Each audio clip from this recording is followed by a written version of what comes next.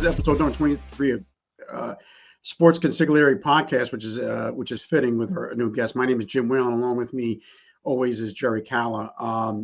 We were on this 100th players throughout Giants history. We had a couple of Giants on, Stephen Baker, Bill Lard, and a couple of other guests on. So we didn't have any of the top 100 guests, but Jerry passed along this book. I have it behind me. It's the Pope of the NFL. It's about the story of Andy Robustelli. It was written by his son, and we're pleased to announce that Bob Robustelli on the Sports Consigliere podcast.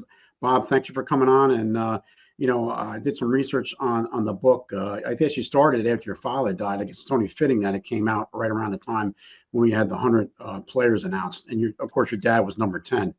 Right. Yeah, it was. It was a while in the makings. Not looking to take advantage of the 100-year celebration, but the timing was everything. And when we started to look at publishing it, the 100 celebration event started coming out. So it was great. It was good timing.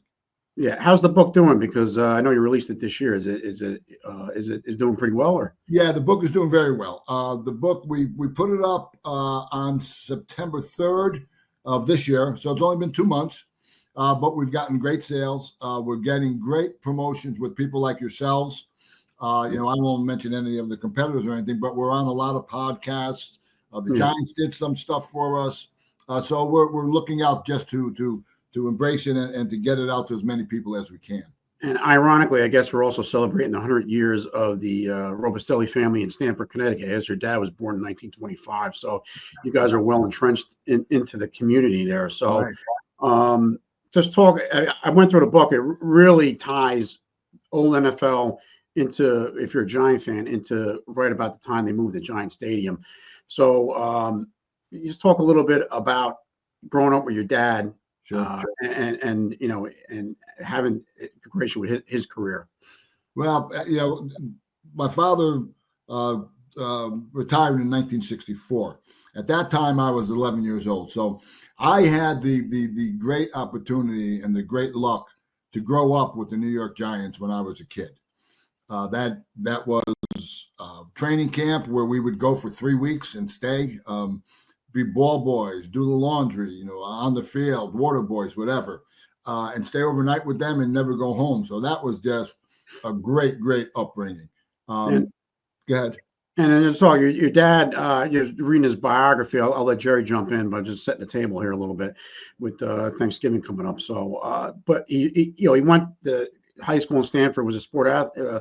He played basketball, didn't really play football to his senior year of high school. And then the war came coming. He served in the Pacific. So then he came home, I guess, went to Arnold College, and then he graduated at the age of 25. So you figure starting your professional football career at 25, and I guess he played a couple of years with the Rams out in the West Coast. So I mean, it was really, and then he also played, 9-10 years in the NFL. Yeah, so basically, I mean, in 1951, he was 26 years old when he was drafted. Drafted 19th in the 19th round. The irrelevant ball player, if you will, or close to it.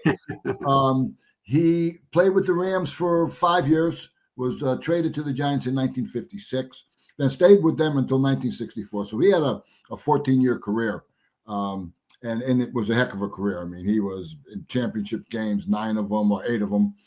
7 years Pro Bowl, Burt Bell Award winner 1 year, which defensive people never, ever really win. The only other person I think was Lawrence Taylor. So he had a great, great professional career, no question. And then, Bob, what I love about this story is, obviously, my dad is, a big inspiration in my life, got me into the Giants. When he got into the Giants, one of his favorite players was your dad. He tells the story. He was only at Yankee Stadium on a youth football trip, and that's how he actually got to Yankee Stadium. Those were the glory years. And then you writing this book about your dad. I mean, obviously, really, really means a lot. Anyone that's what I always loved with these sports. Having obviously your dad was a professional player. But just the attachment that sports kind of brings, the bond that sports brings between, a son and dad. So I was just wondering if you could just elaborate like a little more. Like you said, you were, on the field, as a young child. Like, what was it like being around like your dad and his teammates, at a young age like that? Sure. It was awesome. When I say we were on the field, that was in training camp. Okay. My dad never, ever let us on the field during his playing days. It was just something he didn't do. But on top of the training camp time, when the Giants played home at Yankee Stadium those years, they had a run-through on Saturday mornings because they slept at home. They didn't stay in hotels like they do now. They stayed at home. So all those kids would go down. And one of the big things we did was right out in right field where Roger Maris roamed and Mickey Mailer right into center field. We played a touch football game, and it would go on as long as they practiced. So we got to know the kids. We got to know the players. I mean, the players, they came to the house. My father was the defensive captain. He helped a lot of them out when they needed housing and cars and things of that nature. A bunch of them lived in Stanford. So we had a lot of them over the house all the time, the Rosie Greers, the Rosie Browns, Jack Stroud, Jim Catt, Dick Modzelewski. So it formed for us a family. I mean, the book is about family. There's no question about it. It's about faith and family. But the Giants were a family. That's what they became. And I think that was what made them so good in those years. And then I found it like just skimming through. I started reading it, but I just preparing for the interview. I had to rush through it, but I just found that even Tom Landry lived in Stamford, Connecticut. You and your dad used to commute to the games. So I mean, Jerry talks about his dad a lot. My dad, I guess he curses the day that Wellington Mara hired Allie Sherman as a coach, and Vince Lombardi, who Wellington Mara and Vince Lombardi were friends, and then you had Tom Landry right there on the coach, and he picked Allie Sherman, which is so what was your relationship, and what did your dad ever talk about like those years with Landry and with the 4-3 defense? No question about it. The 4-3 defense. I mean, that was Tom's baby. There was no question about it. Tom created it, but my father, I think, had an integral part with Tom in getting it to the point where it finally got to when it kind of revolutionized the defense. They used to drive down every day to practice, and back home too. So they talked all the time about football. I'm sure they weren't talking about what they did last night or what they were having for dinner. They were talking football. They ate, drank, and slept football. And it's a funny thing. A lot of people don't know this. On the way down into New York City, there was one passenger in the back who always rode with them on the way down, but never could because he had a radio show in the evening. His name was Howard Cosell. Well, yeah, and you have that. And Howard never got a word in. The funny thing was, Howard is the only time he probably was quiet. Well, you mentioned that in the book, though. They in the latter chapters how they became friends. So and it's interesting just about the NFL because. Wellington Mara, they came out with a documentary that dropped on Monday. But what was your relationship with your father and the Maras? Because he kind of came in when Wellington Mara and Tim Mara were having kind of like a little bit of a turf war, and then your dad kind of came in to smooth things out a little bit. Right. Well, exactly. I mean, when my father, let me backtrack a bit. When my father was traded in 1956, the call didn't come from the Rams that he was being traded. The call came from Wellington asking my father, how many years can you give us? And my father said, I'll give you as many as I can. So his relationship with Wellington started very early. I mean, my father used to tell stories about Wellington, walking around the field when they were practicing saying the rosary. My father, I think, respected Mr. Mara as much or more than anybody that he ever respected. When he went back in 1954, you alluded to the situation between Tim and Wellington. It was a 50-50 split. So decision-making process was going nowhere. If anything, it was stagnant. So they approached my dad to take over the director. At that time, it was called the director of operations. which he agreed to do. And I think he agreed to do it more for Wellington than for Tim, to be honest with you. But he told them, I'm only going to do it 5 years. And he started totally revamping everything. I mean, they were outdated. Their computers are outdated. Their scouting systems were outdated. There were things that needed to be done, which he took care of and which he handled. And then as the 5 years came close, he let them know that, he was going to end. Unfortunately, the last game in the stadium was the fumble. That was his last game. Yeah. But George Young, who preceded my father, basically said, and I'm paraphrasing, because he was very successful. I mean, they won championships, the whole deal. He basically said, my job was a lot easier because of the job that Andy Robustelli did.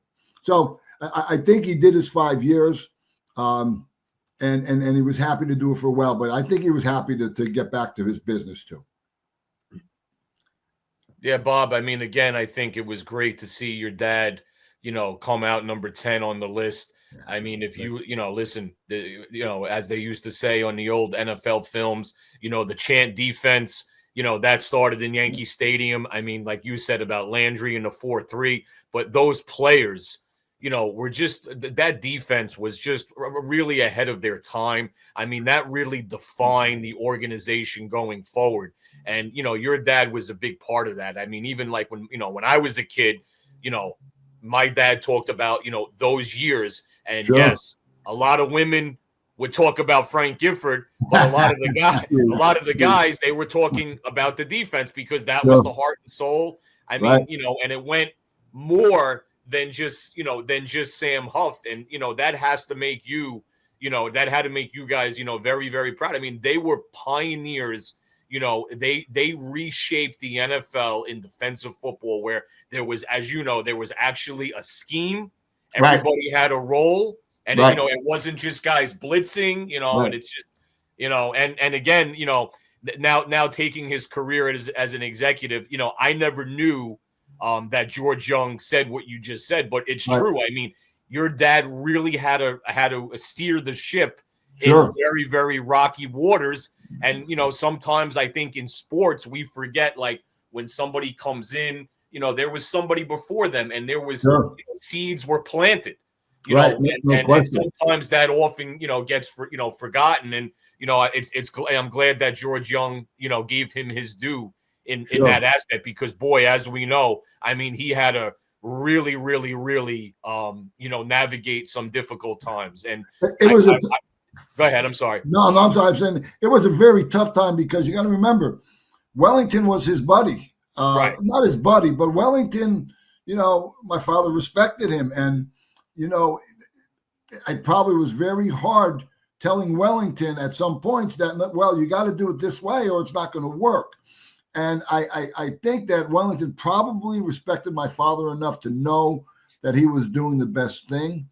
You alluded to the 4-3 defense and where they were at that time. When you read into it, and in my research, I mean, in my father's book, he said this, but they did things like they were blitzing the cornerback. Never done before. They were bringing in Jack Stroud and Rosie Brown on the line in goal line stands. Never done before. They were bringing in a fifth back when it was 3rd and 30. So they kind of revolutionized, after the 3-4, after the 4-3, the 3-4 came in, there were other things. But it still basically had the same concept where one guy did one thing to help the team as a whole. Right. So it was, my father used to always say about family and teams. You win together, you lose together, you practice together, but you do it together. So I think that 4-3 defense was more than just a defense. I agree. And then in that documentary, the Duke of Wellington Mara, I guess he wore that 56 championship ring because it meant so much to him. Out of all the Super Bowl rings, he meant that 56 championship ring that he had. He wore that. So, but if you remember, they hadn't won a championship game, I think, in 18 or 20 years. I mean, it was a long time. And then he had probably the two best coaches in the world, and Lombardi left. I think they thought he was going to come back to New York, but he found his home in Green Bay. and that's where he was. And then Tom left. So, they left some pretty good coaches. And then, Allie Sherman, was Allie Sherman. It was tough. Those were tough years.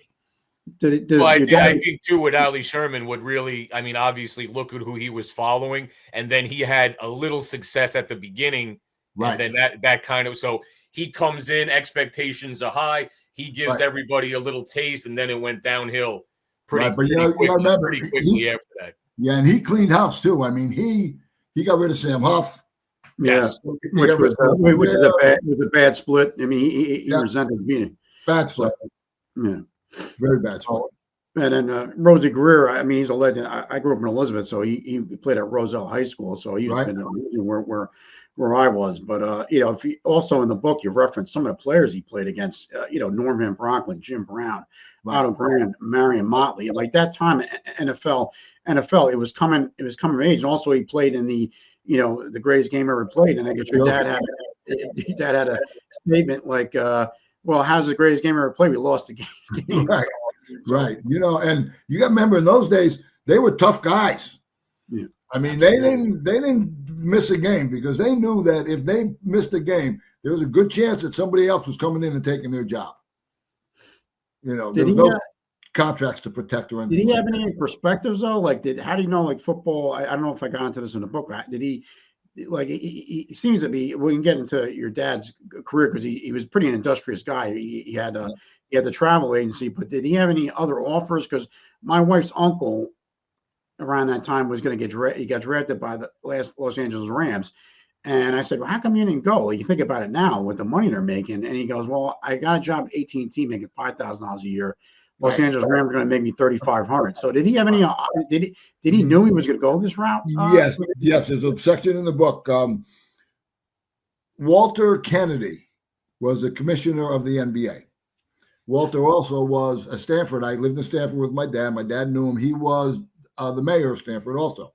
When my father graduated from Arnold College, again, you remember, like you said earlier, he was 25 years old. Yeah. NFL was just new. And he had a job as a teacher and a phys ed teacher at some high school in Connecticut.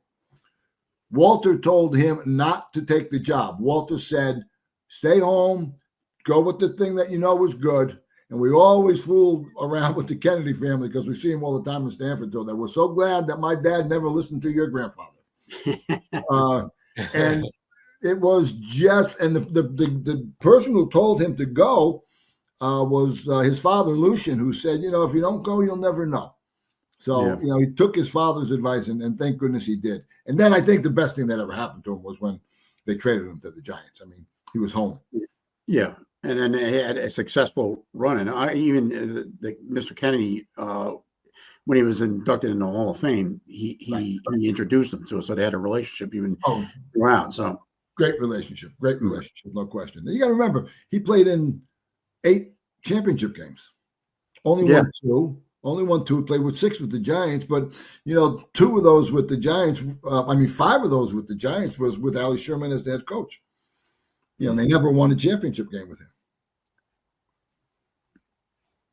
Yeah, that's it is, and you really think about it, right? Because you hear the name, in this area, Andy Robustelli. Nobody associates your dad, with the Rams, and it's just I think what's forgotten, and you alluded to it earlier. Try explaining to somebody in the NFL today, oh yeah, you're going to get drafted in the 19th round, right? Pick number 19, and have a career like Andy Robustelli. They would look at you sideways. It's unbelievable. Right, no question. You think about it. They basically probably just said, let's take a shot with them. Right. And that's what they did. You remember, he was, in those days, he was probably a better offensive wide receiver than a defensive player. And he probably was a better baseball player. But he went out there and he was homesick, first year, and they persuaded him to stay. And he won the starting job. Jack Zale or somebody like that was the starting defensive end, broke his leg. My father got the chance, and that was it. But you're right. A guy from the 19th round making what he did. And the Hall of Fame, and the story career. But you named the book "The Pope of the NFL." Can you just go into a little bit of the story, just so people that are listening to this podcast, where Yeah. that name came from? And I think I found it comical because Yes. When they were at an away game, and I don't know what town they were in, but the guys were out, at a bar doing what some guys do, I guess. And it was getting a little late and getting a little rowdy. So my father went up and said to all of them, "Come on, let's go. It's time to go home. We got game tomorrow. We need to get some sleep." And Dick Lynch got up, walked over to him, knelt in front of him, kissed his hand, called him the Pope. So that's how the story goes. But I think it was more than that, because he was 31 years old, like I said earlier, when he got to the Giants. They all knew what he did with the Rams. He was, I think, 3 times All-Pro with the Rams. They knew who he was, and he was older. And I think when they saw his discipline, his dedication to the game, but more so to life, I think they just said, this is a pretty good guy. We should follow and let's learn from him. So I think that was as much a part of that as bending down and kissing the ring. and of course Dick Lynch was he was the announcer for radio for years. So, For years. And I guess and he used to come to the house. He used to come to your house, I guess. Yep. So yeah, we called him the ice cream man. He used to always come with bags full of ice cream. Yeah. So he was the ice cream man. But they all, a bunch of them came over. I mean, it was fun. I remember one time we couldn't find Jim Caverage's hat. They all wore hats.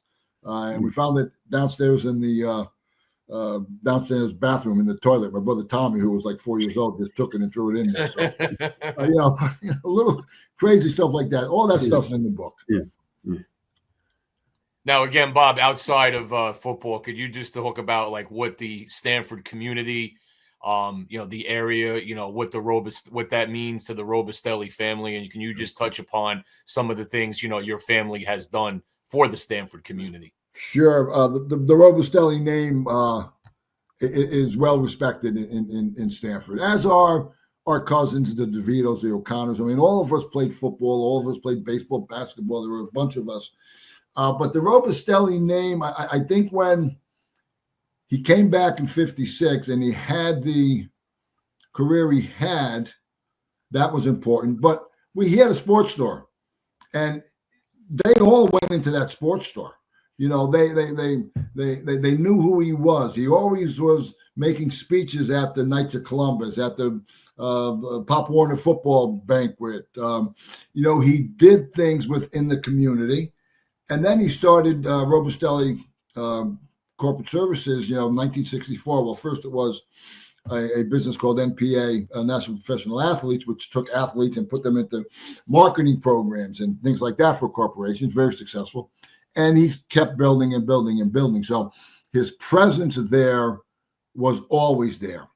And it was always a good presence. There really was minimal, if any, thing that was detrimental to the name. I can't remember one thing. I mean, it might have been me when I was growing up and being a little wacky, but there really wasn't things that would bring that name down. So a lot of us played, a lot of us coached. I coached Little League for 40 years. I'm still coaching flag football at this age for 7 and 8 year olds. Could you imagine? Yeah. I still have my patience sometimes. Yeah. Well, but that's what the Robustelli name is. We're good to the community. We're good to people. And it's a back and forth between us, no question. I mean, how's Stanford itself? Because my son goes to school up there at Stanford itself. It was 135,000 people. Is it kind of still around the same? Yeah, it's a little bit less. It's about 120,000. We still got the we got the 3 high schools, West Hill now and Stanford High and AIT and King School. But the school that we all went to, Trinity Catholic, Stanford Catholic, when we all went, was closed down about right before the pandemic. So there's no Catholic school in this area, which, we find very, very hard to accept. Well, it's not like Stanford; it's everywhere. So I mean, right. I mean, we were all raised in the Catholic. I went to Catholic elementary school. I went to Catholic high school. So that bond, you look at the book. A lot of the book is faith. I mean, in Yeah. that book is faith, and how my father lived his life and how we lived our life. Yeah. Yeah. And then I just found it interesting in '64 though, like he started the business. He was successful in the business, but also Jackie Robinson lived in Stamford, Connecticut. Yes. He formed a relationship with them, and I guess he became the coach of the Brooklyn Dodgers, Right. of the Canadian Football League. Because I mean, Jerry alluded to his father, my father, would talk about this World Football League and Canadian Football League, and it was the AFL. I guess he was a commentator with the AFL, so Yeah. he had definitely had a post career after football. But like, Yes, but he always had his business too. Just like with from 1974 to 79, people say that he left his business. He didn't leave his business. He would go to work with the Giants from 6 a.m. to 5 p.m, 6 at night. Then he'd come back to the business for 2-3 hours and just kick butt. What's going on? What are we doing? What are you doing with this? What are you doing with that? He was always working. There was no question about it. He always had something to do. So I think that was important for him growing.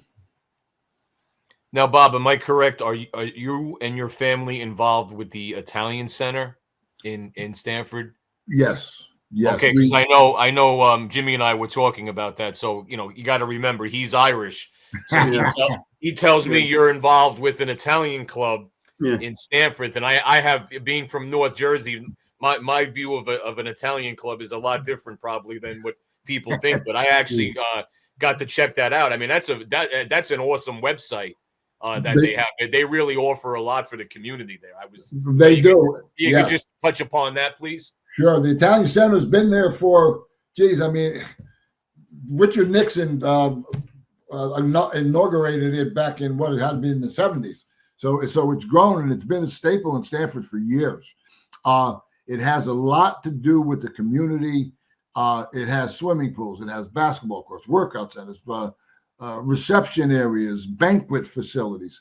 One of the big things that I do is I'm on the board for the Stamford Old Timers, which honors local honorees and national honorees who are over 60 years old and who are sports, but also not just sports, giving back to the community. And we do everything at the Italian Center. They've been great to us. We're there during the summer for the pool. Just last night, we had I did a presentation on the book and a signing at the Italian Center. So it's a great place to be. They do a great job. The guy who runs it now, John Hawk, I've known for years. He was the president of our Little League for years. So, it's a community. He doesn't sound Italian, Bob. Is he? Did he? No, yeah. we let some non-Italians in. We vet them very closely. Not too many. How's the dues structure? The dues structure the same, or you got to pay double? What is that? No, you just got to make sure that they like tomato sauce. Chicken parm. If we're talking about DeVito, So, it's a really nice place. It really is. Well, just circling back to the Giants, Bob. Like one thing I alluded to the book, I think your dad, I guess, with George Young, saying that kind of an innovator, because when he had his opportunity with the Brooklyn Dodgers, I guess he regionalized scouting, which was one thing he did. Yeah. He also and he also had to deal with a lot. The NFL Players Association started to get stronger, and I know that kind of drove him crazy. Yep. And then the money he was making. Just talk a little bit about what innovations he did, and then also in the 70s they had the strike, I guess, in 73. Yeah. So.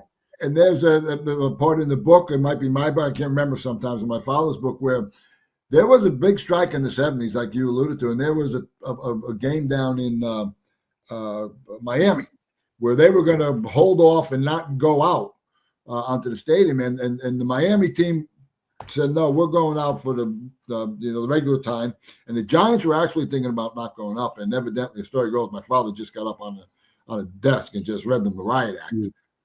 And that started where he was with that. I think he had problems negotiating contracts because I'm sure he thought they were getting too much. When he got there, things were total disarray. The scouting was in terrible shape, like you said. He regionalized, and I think he looked at all. One thing my father could do was he could organize. He gave you the right to run your own area, not really overshadow what you do based on what he thought. He would let you go. Did that in our business. Did that with the Giants.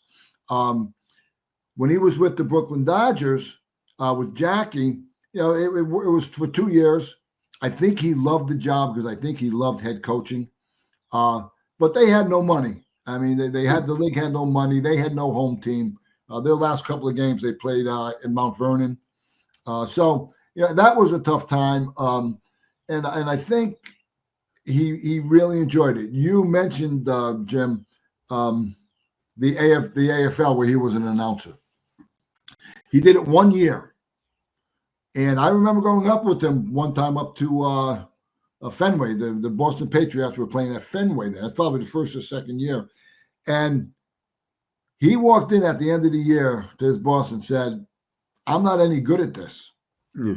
I'm not going to do it anymore. I just don't have the feel for it. And I think you'd be better off if we parted. And I wanted to thank you for the opportunity." And, as I think back on it, it's probably the only time he failed. Yeah. Or I remember that he failed. And you know what? Maybe it wasn't a failure. Maybe he just knew that he couldn't do it. So, he did a lot of things, but his business grew into grew into a $100 million business when we sold it. So it was good, and that was 2008. So we had all different types of things, meetings and events, Super Bowl programs, regular travel, retail travel, corporate travel, merchandise. We owned villas. So he was pretty entrepreneurial. He was very, very good at what he did.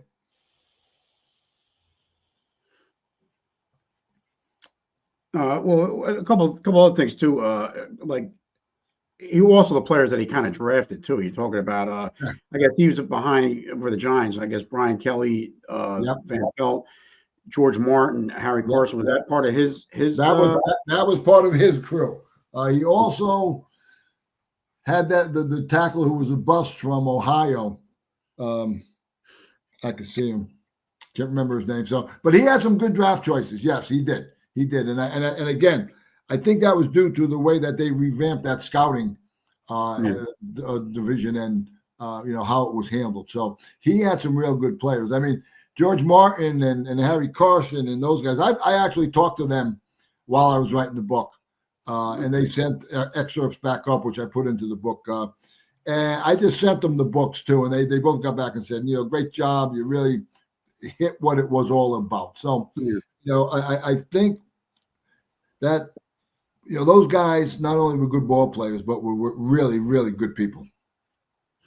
See, again, you just talked about him drafting those four gentlemen, and all four of them played a very significant role in getting the Giants ship righted, if you will, which led to their first time back in the postseason in '81. So again, that's what George Young is referring to. Think about it, right? In 1981.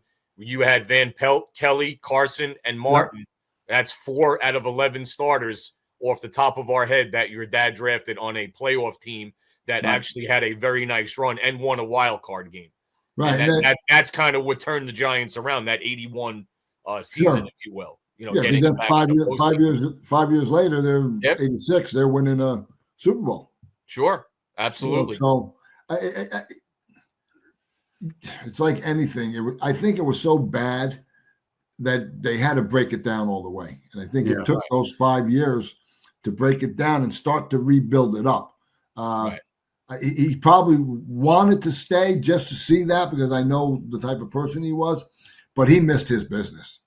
I mean, he missed being with us. It was a family business. I mean, 9 of us kids were in that business. Yeah, we had 85 employees. So it was a good business, tough business, but a good business, travel. But again, even too, alluding to his time as an executive, because, I think what happens is sometimes, people, he's known as an executive for steering the ship in bad times, but, he made some moves that didn't pan out, but they were good moves. Like, for example, when he brought in Arnsparger, right, Bill Arnsparger, he was coming from being very successful with the Dolphins. Nobody criticized that move. Unfortunately, it didn't work out. You can't knock the hire, though. Right. No. And then he brought in McVay, who was McVay. okay. Yeah. McVay wasn't bad. Yeah. Then he went on to have a great career as an executive for the 49ers. Right. And his son's a hell of a coach. Right. Yeah. Not that that has anything to do with it, but. Right. But also, too, he had, I think Bill Walsh was on McVay's staff. So he had a couple of people Yes. on McVay's staff. So he saw talent. So, but, obviously the miracle in Maryland's was the ending of his career. Did he ever talk about that? You were kind of probably in your 20s on that. Did he ever speak on that? I was 79, 53, 63. Well, I was older than that. 63. I was like 28, 29. I tell you what, I don't remember him talking about that. I don't remember him talking about too much, to be honest with you. Not that he was evasive or not that he was, trying to hide anything. He just never brought his feelings home that much. The war years, I never once heard him mention the war. I never once really heard him say anything bad about Allie Sherman or the Giants losing those 5 playoff games, not playoff games, championship games. He just didn't talk a lot. When we were kids and I'd be playing Little League and he would come to a game, he'd stay way out in center field by himself, because he didn't want to have to react with people and have to give opinions on the coach, on this or that. And for us, all he'd do is when I got in the car, he would say to me, "How come you took that fastball? You should have took that ball to right field." And that's all he would say. Right. It wasn't, "You dummy, what the hell are you doing?" It was, "Look, that fastball, you got to take that ball and take it to right field." Right. So that's what he was. He was quiet. I mean, he really was quiet. He was humble. And just talk a little bit about yourself, and then I'll let Jerry close this out. Well, first of all, was your dad, after he left as general manager, did he have still a relationship with Wellington Mara and the Giants? Did they welcome back? Did he welcome him back? And yeah, no, it was a great relationship all the way through. They used to go out to dinner. They used to, be together. They with all, you got to remember the Ring of Honor, the 1956 team coming back. They were always great events at the stadium. Wellington again was something special to my father. And Wellington one time said to my father, "Andy, I know you for 50 years. We're going out to dinner tonight. You got to stop calling me Mr. Mara. You got to start calling me Wellington." And my father looked at him and said, "Okay, Mr. Mara." So that's how that's how he was brought up. That's how we were brought up. I mean, I remember calling people Mr. till I was 60 years old. And then just talk a little bit about yourself. So I guess after you played football at UConn, and then you end up, I guess, getting into the family business until it was sold. Like, what are you doing now? I mean, obviously, you're probably on your book tour. You keep busy, but what did you do kind of stay in Stanford and kind of support yourself? So what I did once the business was sold in 2008. You got to remember we were in that business our whole life, so we had some pretty good contact basis with corporations. And I did my 2 years with the company who bought us. Got out of my no clause sign and contract, and I'm still doing meetings and events. I have 2 or 3 accounts who even through the pandemic have been pretty good. I write all the time. It's not only this book, but I started out 2008 when we were sold writing spy novels, fictional, because of what I was doing. I was traveling all over the world. I was reading, and I always liked thrillers and spy stuff. So I started writing those. I self-published one of those in 2011. Got a bunch of manuscripts and screenplays that I'm holding on to. Don't know what to do with them. You have to find somebody. But I coach. I coach all the time. I don't stop coaching. And I do charitable work like with the Old Timers, and I work with other companies when they need me. So I'm always busy. I don't. I'm 71. I don't stop. I don't want to stop. You look good for 71, Bob. So I'll let absolutely. I'll let Jerry take this episode out, but Bob, I can't thank you enough. And then let Jerry. It's all that pasta he's eating, Jimmy. That's what it is. It's the pool water in the Italian side. That's it. Special right. water. Don't let anybody tell you differently. That's right. But again, Bob, thanks for joining us. It was a pleasure for me. Like I said, the Giants are a big part of my life growing up with my dad. So again, my dad was a huge fan of yours, and like they say, things come full circle. And it's one day, I have kids, Jimmy has kids, one day, hopefully our kids will speak about, maybe even write about, our lives, the way you cherish those moments in your life, as the son of, Giant great Andy Robustelli.